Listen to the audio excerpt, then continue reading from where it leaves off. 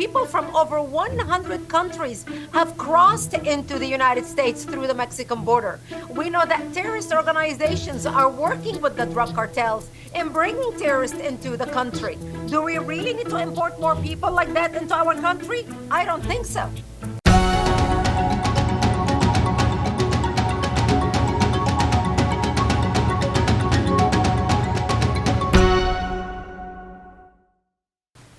Welcome to No Border, No Country. We have a very special guest today. Brigitte Gabriel is a national security analyst, a New York Times bestselling author, and chairman of actforamerica.org. Her latest bestseller is Rise, in Defense of Judeo-Christian Values and Freedom.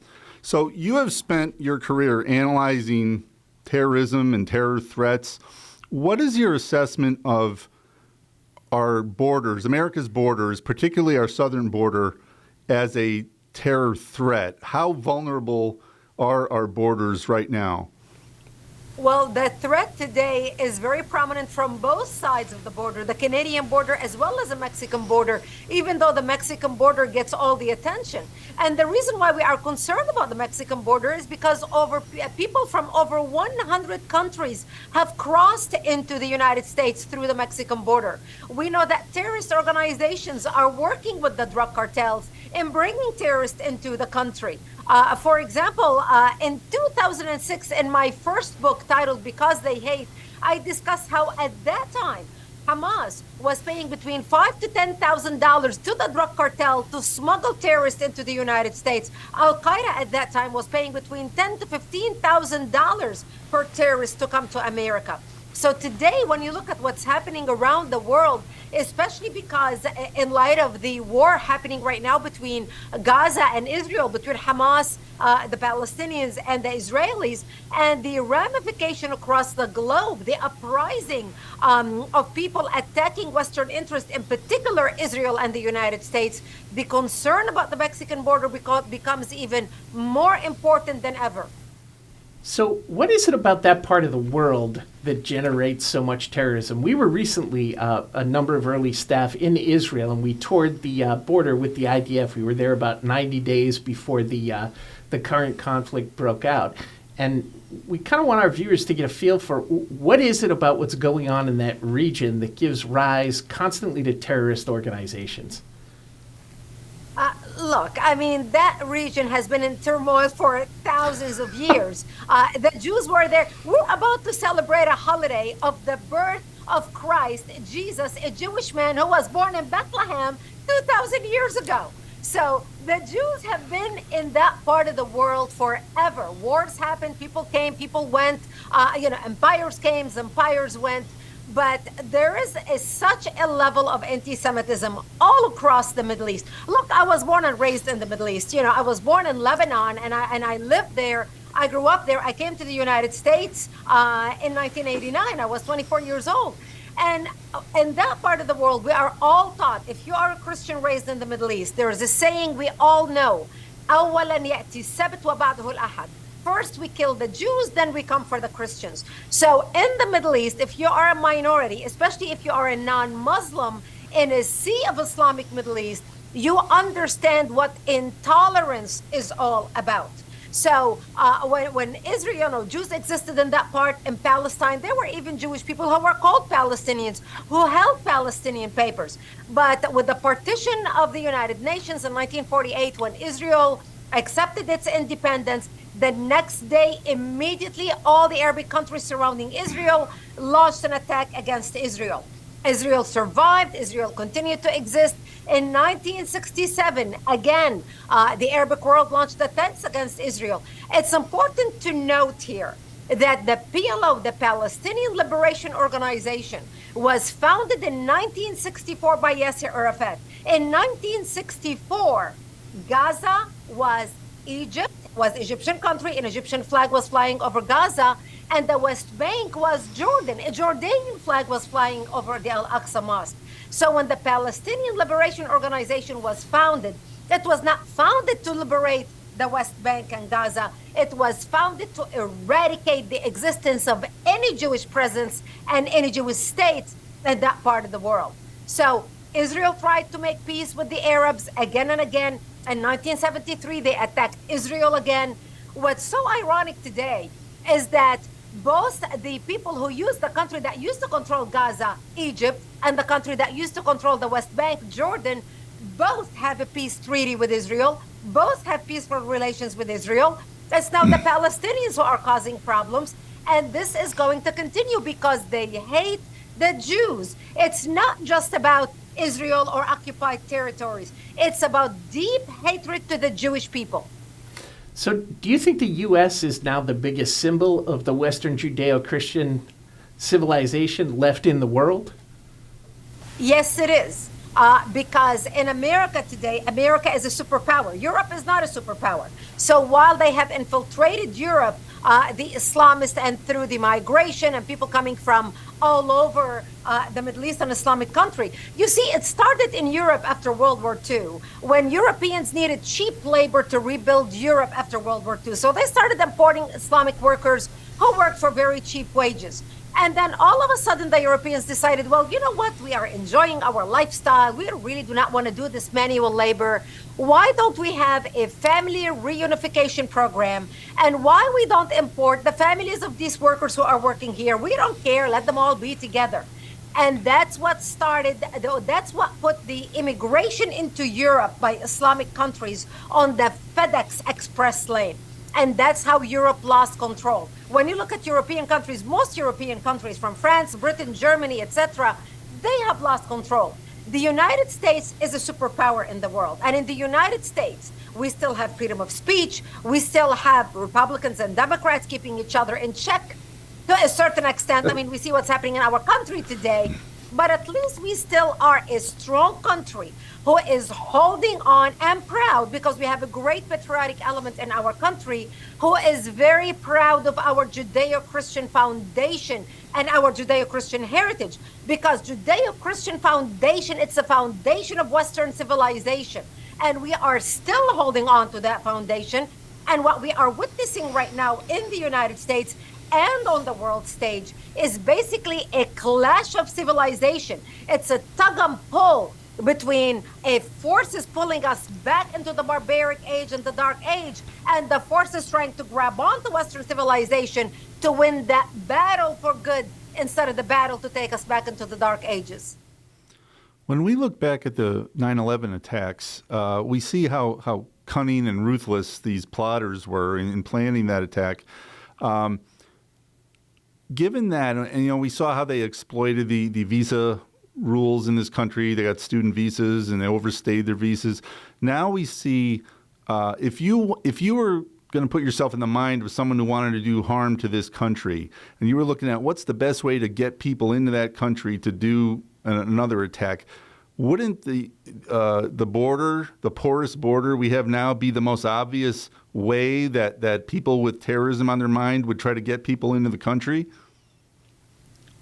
I say the worst thing to get people to commit terrorist attack in the country is the internet.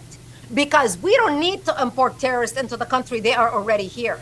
When you watch the demonstrations happening on the streets in New York, in LA, in San Francisco, all over the country, where people are screaming in New York, tearing down American flags. Islam will dominate. Brooklyn is going to die, we're going to dominate in Brooklyn and all the boroughs and here and there. It is out of these groups who do not need any more motivation. They already hate us. They are already tearing down our flags. They are already writing graffiti on our monuments in Washington, D.C. as they demonstrate. They are already trying to shake the fence of the White House. It is out of those people who are already there emotionally, already aligned with the enemies of the United States. They already hate everything we stand for. It's not going to take much to persuade them to carry on a terrorist attack. And as we saw in September 11th, all it took is 19 radicals to bring America down to its knees. And when you look at the terrorist attacks, one after another, in the United States, the Fort Hood attacker, he was an American citizen in our military. So when you look at some of the terrorist attacks that have taken place in the country, whether it's the Pulse nightclub bombing whether it's Fort Hood, whether it's El Zazi in New York in Times Square. You start looking at all the terrorist attacks that we have either foiled in the United States or have taken place. They were committed by people living already in the United States. And that's the fear and the concern today. We need to be able to start speaking out about the threats to our nation, and by the ideology that drives those who are willing to carry on a terrorist attack to hurt Americans. People driving in their cars. I mean, look, we are now heading into Christmas. There are going to be holiday parades. Look at already how the radical movement right now on the left that is standing up for Hamas. It's literally a terrorist organization designated by the United States, trying to disrupt the lighting ceremony in Washington, D.C., trying to disrupt the lighting ceremony, the tree lighting ceremony in New York. It is those people that I'm concerned about. So would you say that we have lost the war to try and assimilate our immigrants, and we've allowed them to just continue being whatever they were before they came here, rather than asking them to become Americans? It's not that we lost the will to assimilate them. It is that we are unable to assimilate them by the numbers that they are coming in. They're coming in by the millions. In the old days, like when I came to the United States, the old days, 30 years ago, when I came to the United States, I did like all legal immigrants did in the 200 years before me. We went to the embassy, American embassy, knocked on the door. May I come in? I would like to have a meeting with you. I would like to request a visa. Would you please grant me permission to visit your country? They give you visa. You pay for your visa. I paid for my flight. I came to the United States on the TWA. I paid for my attorneys to help me with my legal papers to start the process to become an American. By the time I got my green card, I had to study a 2-inch thick book written by the daughters of the American Revolution about America's history, our Constitution, our judicial process, our Congress, our history as a nation. And then I had to take a written exam in English, a verbal exam as well as a written exam about our Constitution, about our history, about our judicial process, about our election process. And I had to pass both exams in English before I was able to become an American citizen. So people like me who worked very hard to earn the right and the privilege to be an American citizen, valued what we had.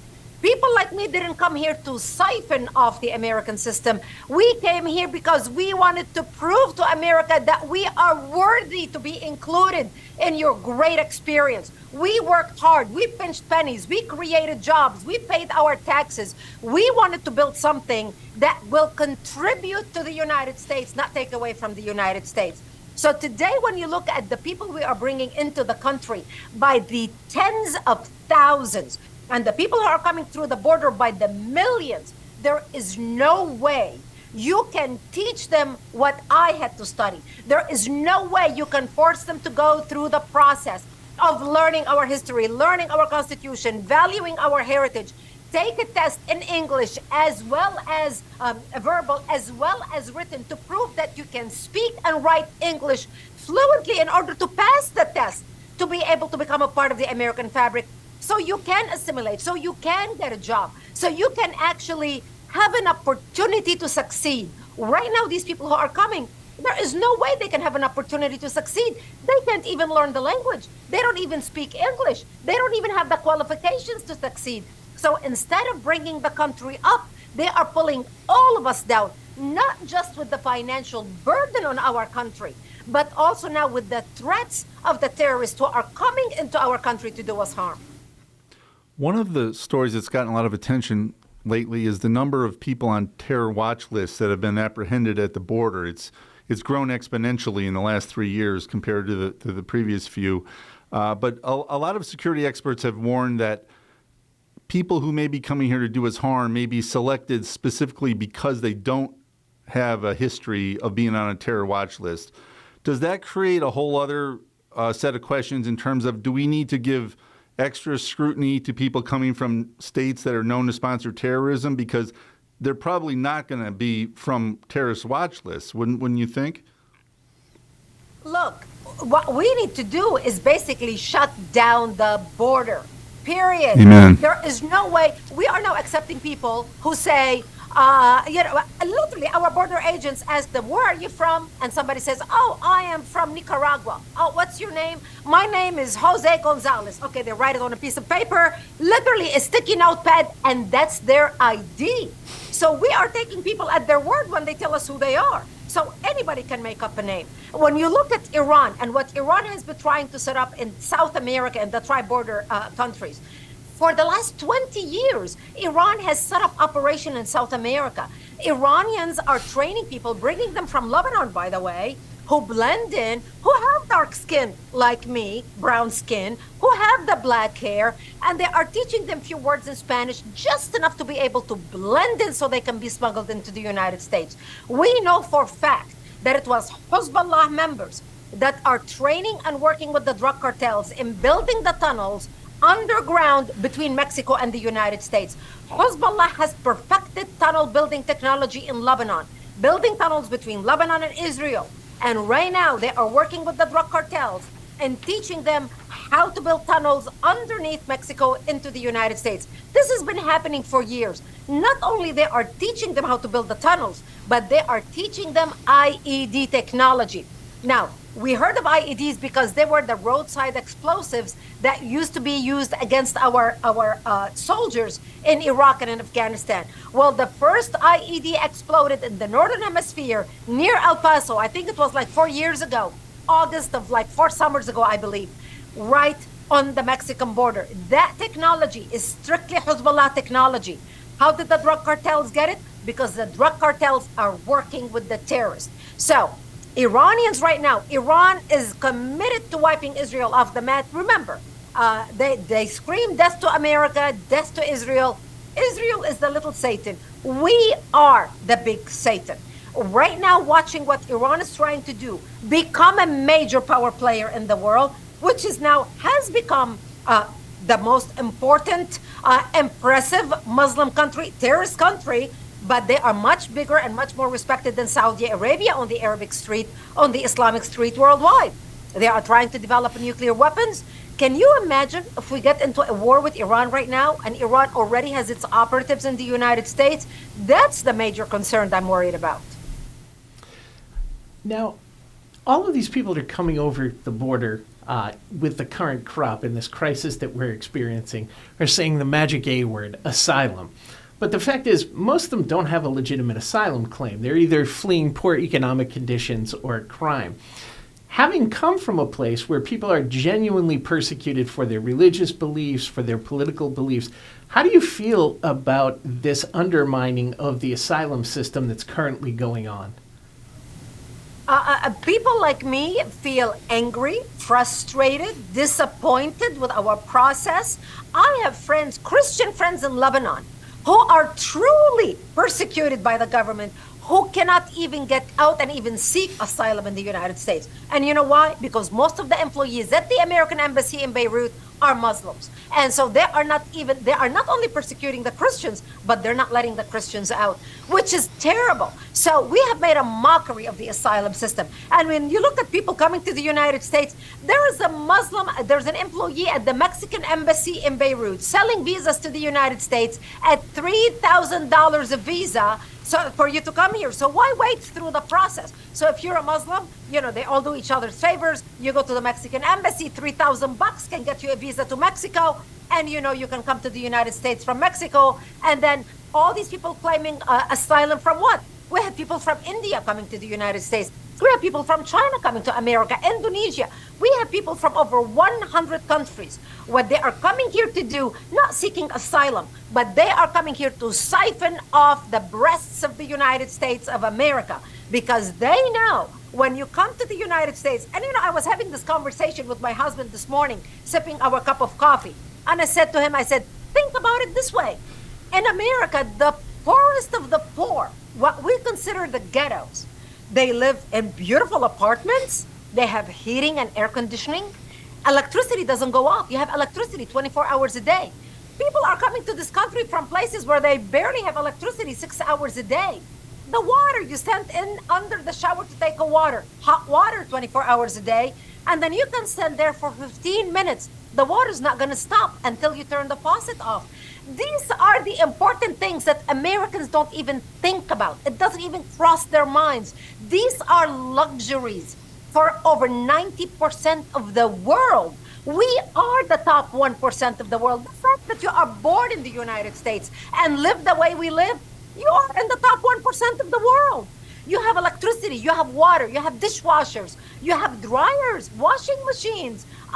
These are the things we take for granted in America. It's as if they are a privilege. They're supposed to be there.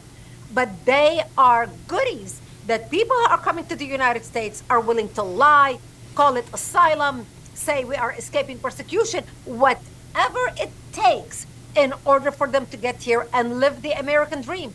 And their American dream is what we consider living in the ghettos.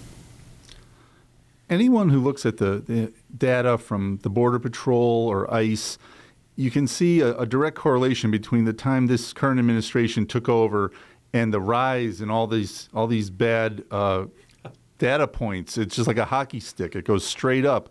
Do you have any thoughts based on your research? What is the motivation for not just this administration, but many members of Congress for allowing this to happen, for actively making it happen?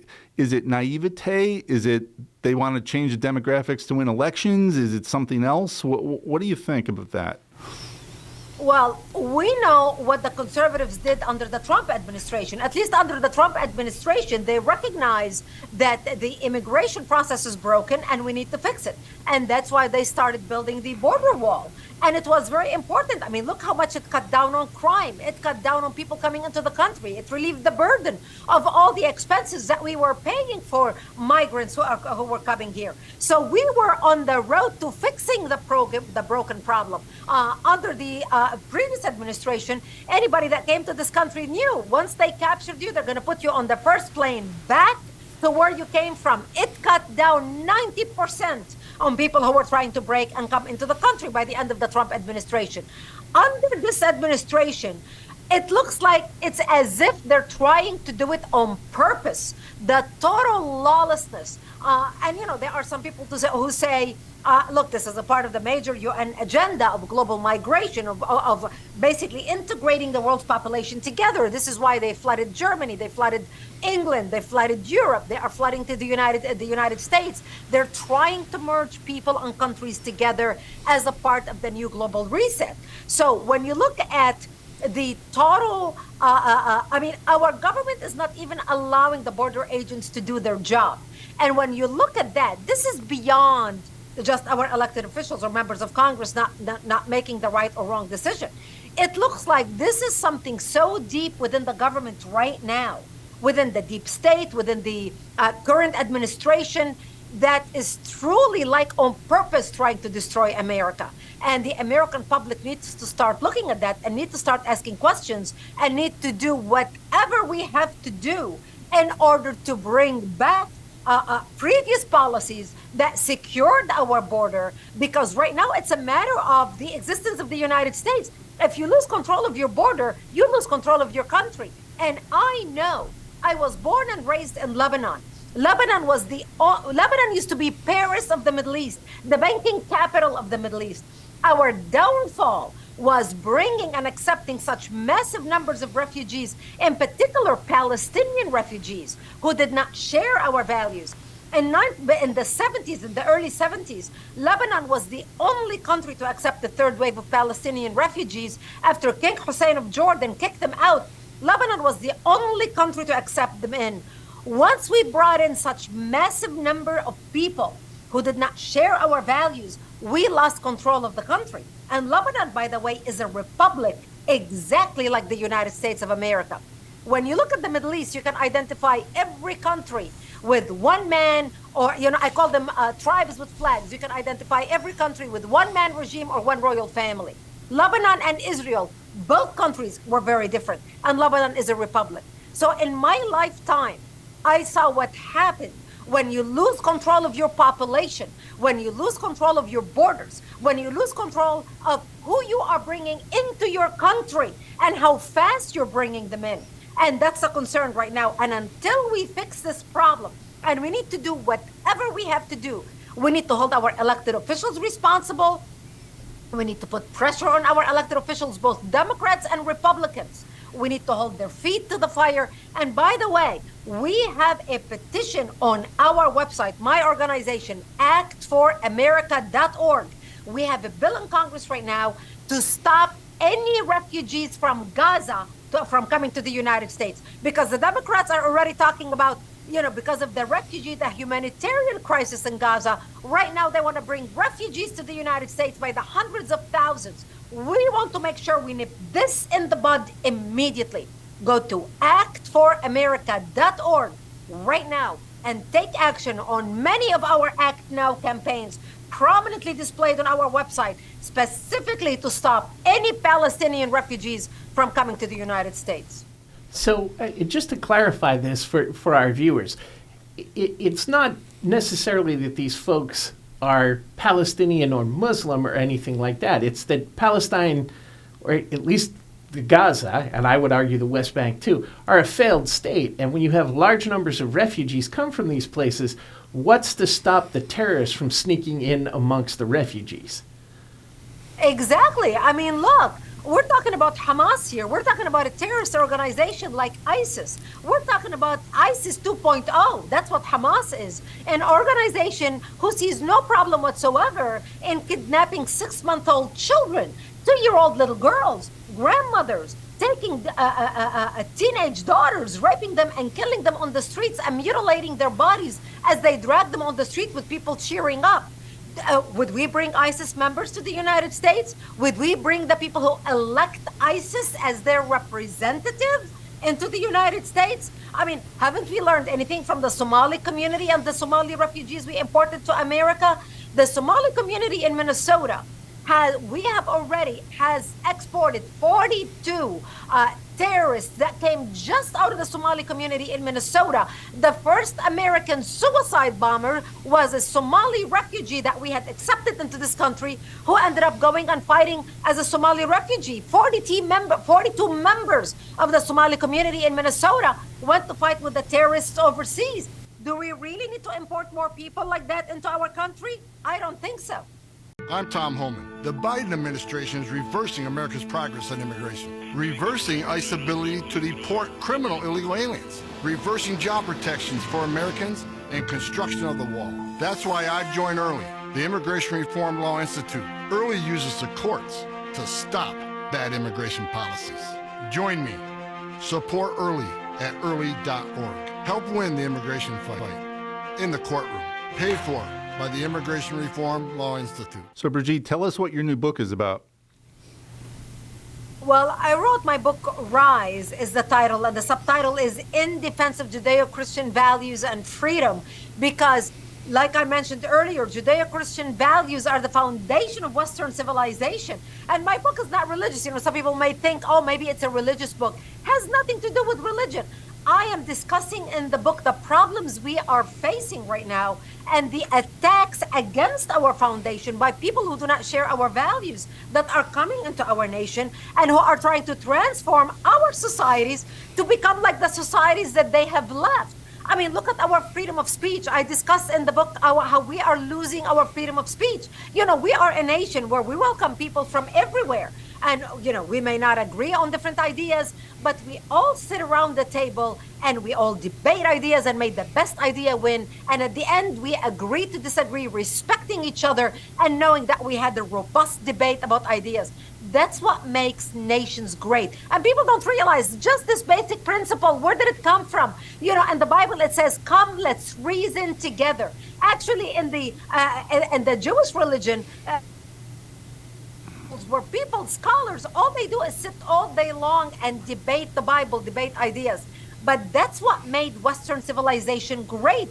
We question, we debate, we learn. We want to learn about different cultures. We want to talk about different cultures. We want to debate traditions or ideas from different cultures. That's what made America great. America is a melting pot. We came from all over the world. We all brought the best of our societies and left the bad behind. So in America, you can drive down any street. You can eat one night at Taco Bell, Mexican food. One night at Italian food. One night you can eat sushi. One night you can eat Chinese. One night you can eat Mediterranean. We brought the best of our cultures and we blended them to enjoy the greatest nation the world has ever experienced, the United States.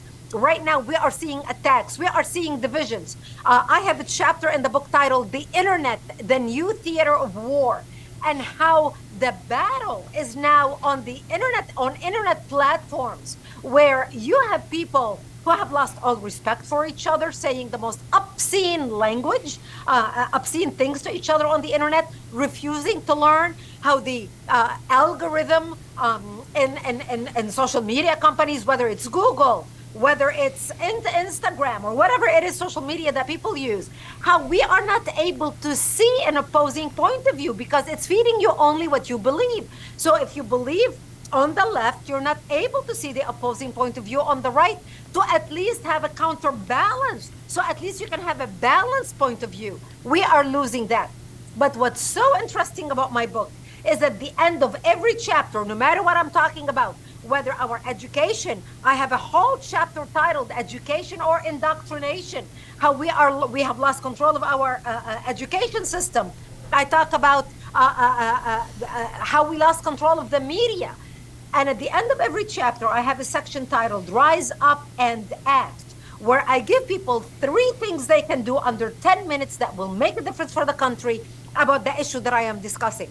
Because what people are concerned about right now, it's not that we are lacking education. More than ever in any time in history, we have never had access to more information. You can go on Google right now, you can type in whatever, terrorism. You get 60,000 pages, articles, information about terrorism. It's not that we're lacking information.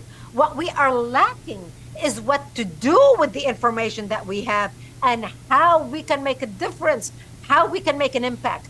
And that's what my book does. The book is titled Rise in Defense of Judeo-Christian Values and Freedom. And it gives people tools that they can use democratically, peaceful, sitting as keyboard activists to make a difference for the country. Okay. Again, the name of the book is Rise in Defense of Judeo-Christian Values and Freedom. Brigitte Gabriel, thank you so much for taking the time to join us today. Thank you. Thank you for having me with you. Thank you very much. Congratulations, you made it to the end of the podcast. If you liked what you saw today, you found it useful, hit the like button, subscribe, and share with your friends. If you'd like to learn more about the Immigration Reform Law Institute, go to irli.org. If you want to support the show and early, go to irli.org/podcast. You can also hear us on Apple Podcasts, Google Podcasts, Spotify, and other platforms. And don't forget to check us out on all of the social media platforms as well. Thanks a lot.